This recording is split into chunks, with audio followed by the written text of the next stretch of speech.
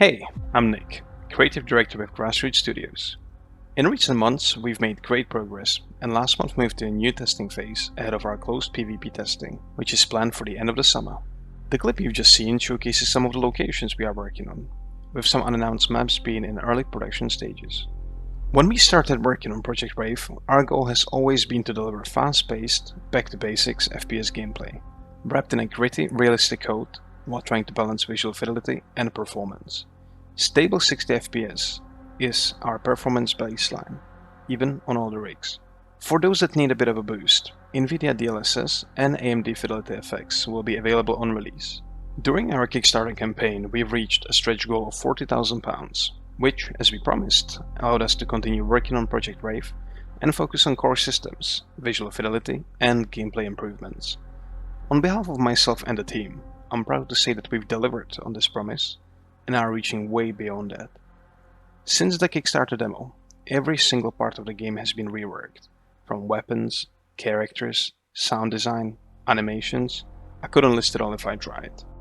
Now, before my voice gets too boring, and before we get into more details about the game modes and features, let's take a look at some of the weapons that will be available to you.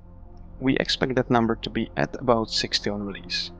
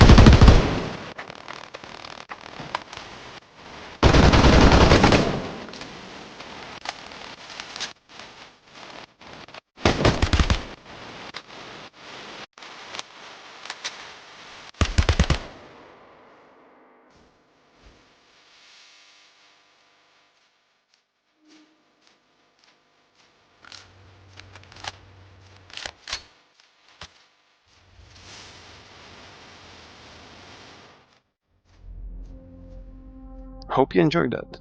Now, let's set some expectations. We've seen some comparisons drawn to other games recently in regards to Project Wraith, so we think it's important to talk about what the game aims to be. Project Wraith is a fast-paced, back-to-basics FPS shooter. It is a game that focuses on authentic, fluid, easy to learn but hard to master gameplay, without predatory microtransactions. It is not a survival or extraction shooter. Neither it is an open-world looter shooter. We know what we are good at, and we know our limits. We never aim to add features just because that other game has them. We would like Project Wraith to be a fresh alternative to those games, on a smaller scale, with more fluid, in-and-out gameplay. It is the game we would like to play. It is the game we realized we need as we grew older, and the time to enjoy games became more scarce. It is not a running simulator. Now, let's briefly talk about customization and loadouts. We've removed the old 4-class loadout system and are working on a new preset system. You will be able to create an unlimited number of presets of any class using your unlocked gear and weapons, and you'll be able to favorite these for quick access.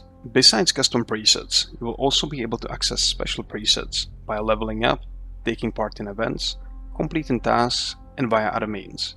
You'll be able to customize your character's gear, clothing, camouflage, as well as things like patches, hand emotes, and more. Considering the size of the team, we've had to come to terms with reality and introduce some changes to the weapon customization system. Regular weapons offer basic customization based on the weapon limitations, which may include sights, gadgets, magazines, gun-touch sights, muzzle device, and skin or camo paint. Some weapon parts, such as optics, may be limited to specific classes. On completion of a specific weapon tree, you will unlock a special weapon that will let you customize more in depth things like stocks, handguards, pistol grip, and more. Let's talk a bit about gameplay now. Project Brave will include 2 ways to experience it: regular mode and hardcore, as we internally call it, simulation mode. Regular is more forgiving, more arcadey. Medics will be able to revive you, your health and stamina will regenerate, your HUD will be there for you, and it will be easier to identify teammates. It is just got home from work and want to have a bit of fun offering. Our main offering, however, is the hardcore mode, much less forgiving. Incoming damage is increased, your class choices matter more, and health and stamina regeneration is limited. You may require stimulants to replenish your stamina or health. Your heads-up display is no longer there. All main actions and checks are performed physically by your character. You will have to rely on visual identification, comms, and teamwork to identify hostile players, as there are no second chances. Playing on servers with hardcore mode increases your gameplay rewards and XP.